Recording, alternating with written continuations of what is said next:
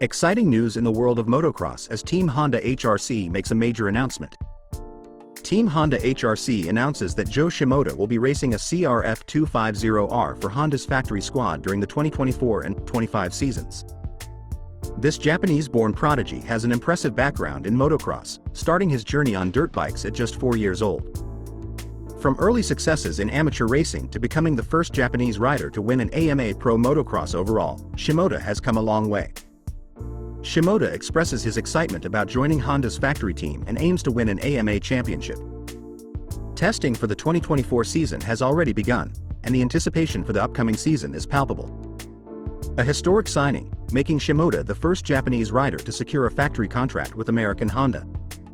Honda looks forward to supporting Shimoda in achieving his dreams and dominating the 250 class. Stay tuned for an action-packed season as Shimoda and the team rev up for motocross glory,